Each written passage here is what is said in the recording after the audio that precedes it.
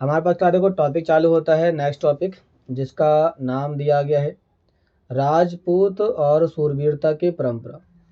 जब भी यहाँ पर आप देखेंगे, जब भी आप समझेंगे या जानेंगे, तो राजपूतों में सबसे पहले जो लोगों के अंदर भावना पैदा होती है या फिर जो लोगों के दिमागों में एक चित्र पैदा होता है, वो कहते हैं क्या, सूरवीर। मतलब कि जितने भी राजपूत थे वो एकदम लड़ाकू थे, अपने आप को बड़े सूरवीर माना करते थे। उनके बारे में परंपरा बहुत ज़्यादा प्रचलित थी। तो ये परंपरा फैली कैसे, लोगों के बीच में आई कैसे, हम इसके बारे में बात करेंगे। क्लादो कहता है हमारे पास क्या, इसमें हमारे पास सबसे पहले पॉइंट में कहता है कि 19वीं सेंचुरी में ही ब्रिटिश लोग इस क्षेत्र को, जहां आज का अधिकांश राजस्थान स्थित है, उसे राजपुताना कहते हैं। क्लास ध्यान देना, राजपुताना किसे कहा गया है, तो आपको देखते हैं इसमें मैप है या नहीं है, पहले इस मैप में समझते हैं। तो क्लास देख रहे हैं आप इस राजस्थान को, जो आपको दिखाई पड़ रहा है राजस्थान, इस राजस्थान के भाग को ही नाम दिया गया राजपुताना नाम दिया गया। और ये जो नाम राजपुताना दिया गया था, ये राजपुताना नाम कब दिया गया, देखो इसमें डेट लिखा गया है 19वीं सेंचुरी में नाम दिया गया था।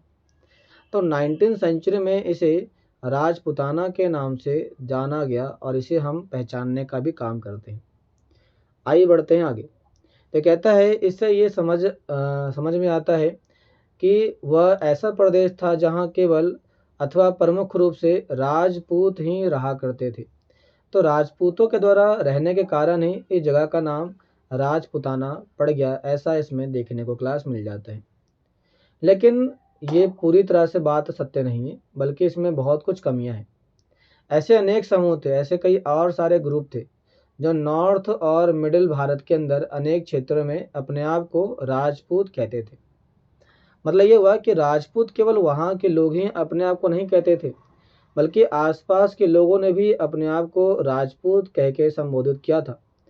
जैसे कि इस मैप में देखेंगे तो इस मैप में आपको कुछ और भी दिखाई पड़ेगा। जैसे कि इस मैप में आपको दिखाई पड़ेगा बीकानेर, जयपुर, अजमेर, चित्तौड़, जोधपुर, राजस्थान, उत्तर प्रदेश का लखनऊ, इसके साथ हिमाचल प्रदेश। ये कुछ ऐसे क्षेत्र थे जिन लोगों ने या यहाँ के लोगों ने भी अपने आप को क्या नाम दिया, तो अपने आप को इन्होंने कहा कि मैं भी क्या हूँ, मैं भी राजपूत हूँ, ऐसा इनके द्वारा कहा जाने लगा था क्लास। तो इसी बारे में वो कहता है क्या, इसी बारे में कहता है, हमारे इस टॉपिक के अंदर शामिल करना चाहता है। कहते हैं कि सच है कि राजस्थान में राजपूतों के अलावा और भी लोग रहा करते थे, लेकिन अक्सर ये माना गया था कि राजपूतों ने राजस्थान को एक विशिष्ट संस्कृति प्रदान की थी। मतलब ये कहना चाहता है इसके अंदर कि जो राजस्थान है, इस राजस्थान की जो ख्याति है वो राजपूतों के द्वारा ही मिली थी, या राजपूतों के द्वारा ही उन्हें देखने को मिल जाती है, ऐसा इनके द्वारा क्लास कहा जाता है। थोड़ा देर इसके बारे में और बात करें तो कहता है हमारे पास एक चीज़ और भी क्लास, देखो लिखा गया है, ये संस्कृति परंपराएं वहाँ के शासकों के आदर्शों और अभिलाषाओं के साथ घनिष्ठ रूप से जुड़ी हुई थी। आदर्श, आइडिया और अभिलाषा, उनकी इच्छा उनके साथ जुड़ी हुई थी। आपने जोधाबाई अकबर के बारे में सुना होगा, आपने कई सारे और भी मूवी में देखा होगा, सीरियल में देखा होगा कि जो राजपूत हुआ करते थे वो अपने बात के पक्के हुआ करते थे।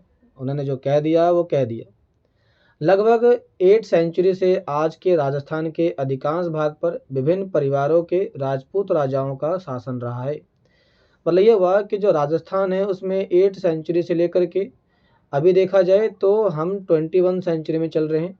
तो 8 सेंचुरी से 21 सेंचुरी तक यहाँ पर मतलब कि राजस्थान के अंदर कई सारे जो किंग थे उनके द्वारा यहाँ पर रूल किया गया था, उनके द्वारा यहाँ पर शासन करने का काम चालू किया गया था क्लास।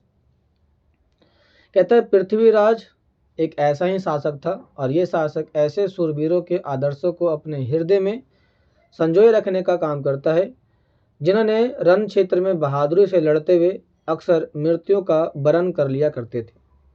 वरण का मतलब होता है अपना लेना, मगर पीठ नहीं दिखाई देते थे। राजपूत सूरवीरों की कहानी काव्यों में और गीतों में आज भी सुरक्षित है और बच्चे इसे पढ़ने का काम करते हैं। ये विशेष रूप से प्रशिक्षित चारण भाटों द्वारा गाई जाती थी। ये चारण भाट क्या होता है, चारण भाट उन्हें कहा जाता है जो लोग घूम घूम करके, ये लोगों का मेन काम था घूम कर वीरों की कहानी को सुनाना। जो वीर लोग हुआ करते थे, तो वीरों की कहानी को सुनाने का काम जो किया करते थे, उन्हीं लोगों को बोला गया है चारण भाटो। ये काव्य और गीतों ऐसे सूरवीरों की स्मृति को सुरक्षित रखते थे और उनसे ये आशा की जाती थी कि वे अन्य जनों को भी उन सूरवीरों का अनुकरण करने के लिए प्रेरित करें और प्रोत्साहित करें। मतलब ये हुआ कि जो पृथ्वीराज चौहान थे, आपने देखा इसमें लिखा गया है कि जो पृथ्वीराज चौहान थे, तो पृथ्वीराज चौहान ने जो किया, इसी बातों को चारण भाटों ने क्या किया, चारण भाटों के द्वारा इन्हें लोगों में फैलाया गया। तो लोगों को बोला गया कि आप भी इसे समाज के और लोगों में फैलाइए।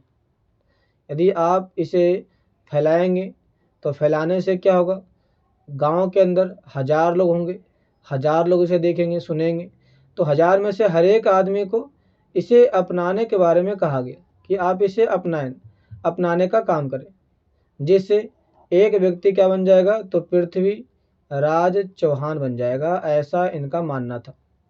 इसीलिए इन्हें आगे भी बढ़ाने का प्रयास किया गया। इसमें कहता है इन कहानियों में अक्सर नाटकीय स्थिति देखने को मिलती है और स्वाभिमान भक्ति, मित्रता, प्रेम, शौर्य, क्रोध, इन सभी का इसमें देखने का प्रयास किया गया।